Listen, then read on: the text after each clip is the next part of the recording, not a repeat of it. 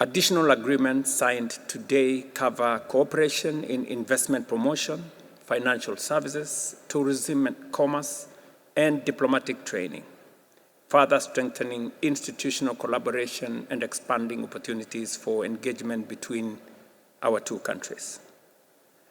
These agreements are instruments of action that reflect our shared determination to deepen collaboration, expand opportunity, and deliver tangible benefits to our peoples, and we are fully committed to ensuring their effective implementation. On the multilateral cooperation and climate action, we discussed the existential threat posed by climate change and underscored the urgent need for coordinated global action. I briefed President Tokayev on the outcomes of the inaugural Africa Climate Summit held in Nairobi in September 2023, including the Nairobi Declaration, which called for a more inclusive, equitable, and responsive global climate finance architecture. Equally, I commend Kazakhstan for successfully hosting the Regional Ecological Summit in April this year, which addressed critical regional challenges including glacier melt, desertification, and rising temperatures. We believe the outcomes of that summit will strengthen global efforts to reduce greenhouse gas emissions and build resilience for a greener and more sustainable future. We agreed to continue advocating for climate justice, fair access to climate financing, and reforms to the international financial architecture so that developing countries like Kenya can access financing on fair and sustainable terms. We also reaffirmed the urgent need for reforms to the multilateral system, including the United Nations Security Council and other global governance institutions, so that they become more representative, more equitable, and responsive to the contemporary global realities of the moment. Africa, in our opinion, must have a stronger voice and fair representation in international decision-making processes.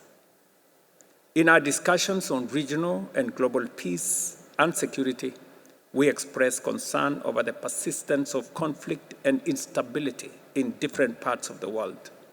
We reaffirmed dialogue and diplomacy as the surest path to lasting peace and agreed to continue working through regional and international institutions to advance peace building and global stability.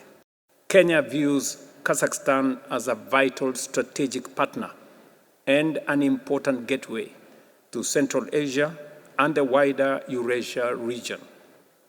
In turn, Kenya firmly stands ready to serve as Kazakhstan's gateway to Eastern Central Africa and has invited Kazakhstan to establish Nairobi as a strategic base for its operations on the continent while utilizing the ports of Mombasa and Lamu as key logistics gateway to our regional market. To give concrete expression to the outcomes of our discussion and the shared ambition of our partnership, President Tokayev and I have witnessed the signing of several memoranda of understanding and cooperation agreements across a broad range of strategic areas, reflecting the growing depth and practical orientation of our partnership. To strengthen connectivity and regional integration, we have signed a memorandum of understanding aimed at enhancing cooperation in intermodal and multi-modal transport systems.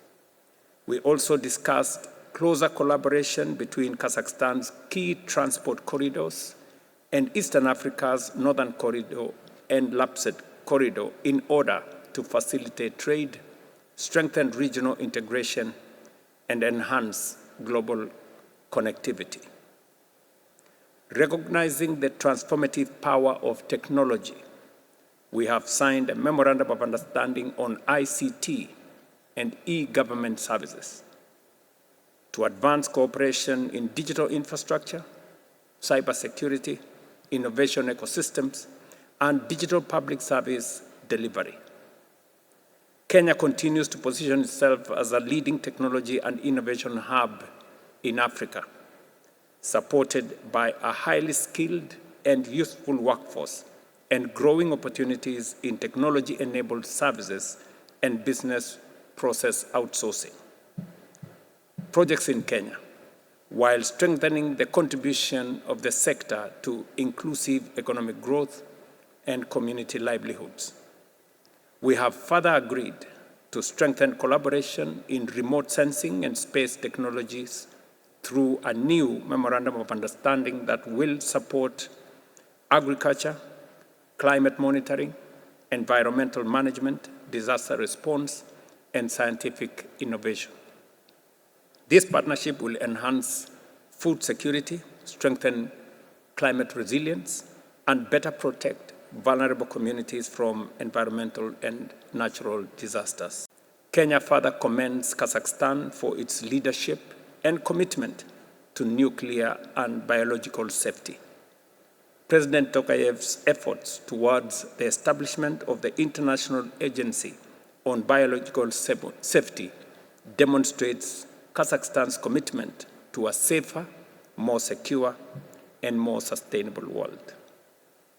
Allow me once again, ladies and gentlemen, to express my very sincere appreciation to you, Mr. President, for the warm welcome and the highly productive engagement we have had today. Kenya remains firmly committed to deepening our partnership with Kazakhstan and unlocking the immense opportunities that exist between our nations, economies, and people. And Mr. President, to assure you that on my visit here, we will expand our diplomatic footprint in your country by immediately opening the office of the Honorary Consul, which we will then progress to an embassy next year to ensure that the broad relationship that we have established, the wide range of opportunities that can be unlocked, are realized in a shorter time. I look forward, Mr. President, to welcoming you to Kenya in the near future as we continue to build a dynamic, forward-looking, and transformative partnership to benefit our people now and the years to come. Mr. President, again, on behalf of my delegation, we are truly honored and privileged to have paid this visit to your great country, and I thank you.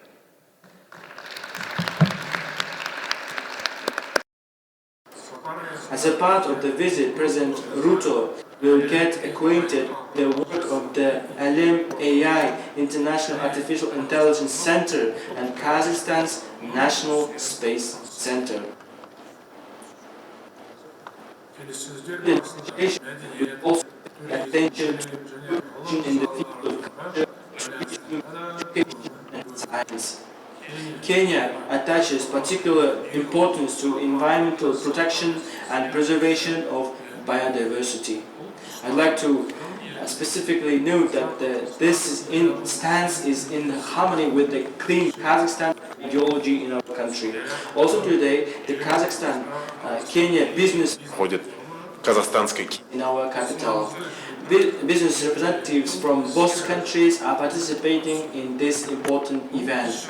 There is no doubt that this event will provide an opportunity to deepen further bilateral trade between two parties. Today, a number of Kenyan goods are present on the Kazakhstani market, including tea and coffee products. This can be seen as a reflection of the stable trade relations established between the two countries. We also discussed the issue of delivering Kenyan products to Eurasian countries via Kazakhstan. We emphasized the need to elevate our trade economic partnership to a new level. We put forward an initiative to establish the Kazakhstan-Kenya Business Council. This council will provide opportunity to advance specific projects and increase trade over. I express guests for bringing a large group of entrepreneurs is showing interest in our country's achievements in the field